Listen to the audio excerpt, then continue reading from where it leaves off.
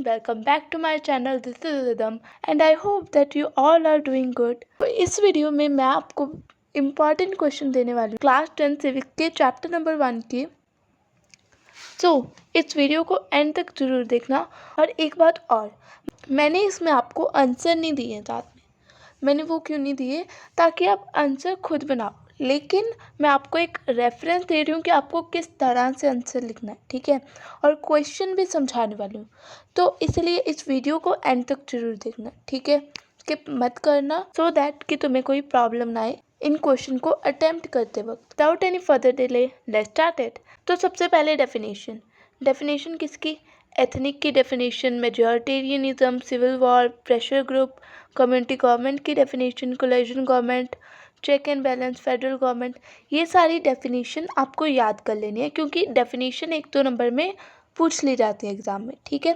Then short note on Belgium की ethnic composition के ऊपर आपको शॉर्ट नोट लिखना है। स्पीकर थे इतने % फ्रेंच स्पीकर थे, वो सारा सब कुछ, ठीक है।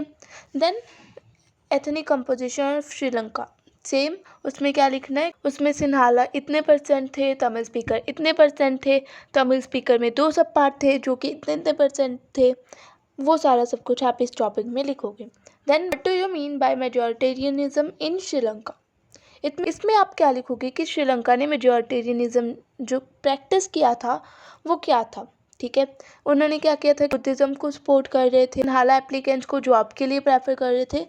वो सारा सब कुछ इस टॉपिक में आएगा। Then describe the element of the Belgium model for accommodating diversity.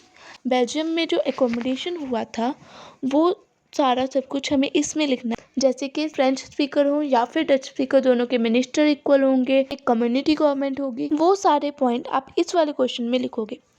So the next question is, how did the Sri Lankan Tamil express their discontent after majoritarianism measures were adopted by the Sri Lankan government in 1956? तो श्रीलंकन तमिल ने अपना discontent कैसे show किया जब majoritarianism measures government ने adopt कर दिए थे? तो इसमें आंसर हम क्या लिखेंगे कि उन्होंने पार्टीज बनानी शुरू कर दी थी। वो बोल रहे थे कि हमें सेपरेट कंट्री बना दो। तो ये सारी चीज़ें आपको इस वाले क्वेश्चन में लिखनी है। Next, what are different forms of power sharing in modern democracy? Give an example of each of these. Different form of power sharing आपको बतानी है, जैसे कि vertical form of, horizontal form of, या फिर डिफरेंट प्रेशर ग्रुप। तो ये सारा आपको इस टॉपिक में लिखना है एंड इसकी एग्जांपल भी देनी है। और इसमें भी अगर मैं डीप डाउन करके बताऊँ तो हॉरिजॉन्टल और वर्टिकल के ऊपर सेपरेट क्वेश्चन भी आ जाता है, ठीक है। तो उसे ध्यान से पढ़ना। Next, give reason why power sharing is desirable. आपको रीज़न देना है कि पावर शेयरिंग डिज़ायरेबल क्यों है। मॉरल और प्रूडेंशियल रीज़न से आप इसे एक्सप्लेन करोगे। Next, what were the reason for the alienation of Sri Lankan Tamil? What was the effect of this on the country? Sri Lankan Tamil alienated क्यों फील कर रहे थे, मतलब अपनी कंट्री से बिछड़ा हुआ फील क्यों कर रहे थे? क्योंकि उनकी गवर्नमेंट ने मेजॉरिटेरियनिज्म प्रैक्टिस कर दिया था, जिसमें वो बुद्धिज़्म को सपोर्ट कर रहे थे, जिसमें वो सिन्हाला को सपोर्ट कर रहे थे, उनके रिलीजन को सपोर्ट कर रहे थे, उनके रिलीजन को प्रोटेक्ट भी कर रहे थे और फोस्टर भी कर रहे थे। वो सारी चीज़ें आप इस क्वेश्चन में लिखोगे। Then power sharing is the very spirit of democracy, support the statement by giving suitable argument.